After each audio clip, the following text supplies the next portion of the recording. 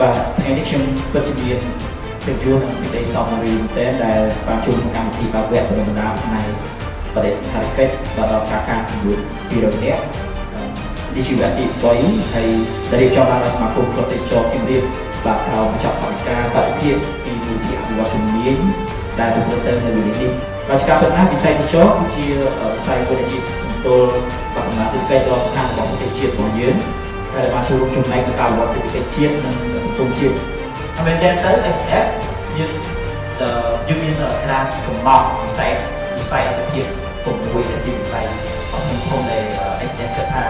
ជួយរំខានសេដ្ឋកិច្ចជាតិរបស់យើងទៅលឿនតែរកនោះមានវិស័យទេសចរណ៍ដែរជួយមកឲ្យរដ្ឋបាលខេត្តសៀមរាបដែលនាំប្រតិបត្តិ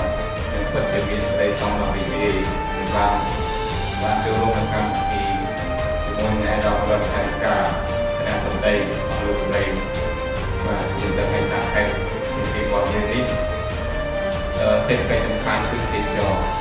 បាទដល់សំខាន់គឺទេសចរណ៍កសិកម្មនិងវិស័យផ្សេងៗប៉ុន្តែទេសចរណ៍យើងជាស្ថាប័នស្នូលគំសម្រាប់សេដ្ឋកិច្ចជួយដល់ខេត្តសៀមរាបរបស់យើងនេះសូមមានតម្លៃខ្ពស់ចំពោះ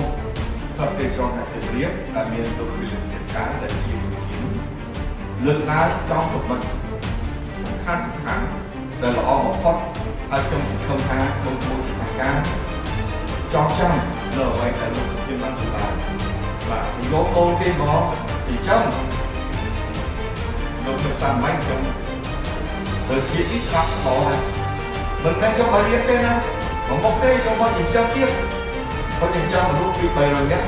ជាមួយនឹងសុខភាពសម្បត្តិមើលតាំងពីសុខភាពមើលតាំងពីសុខភាពគ្រប់យ៉ាង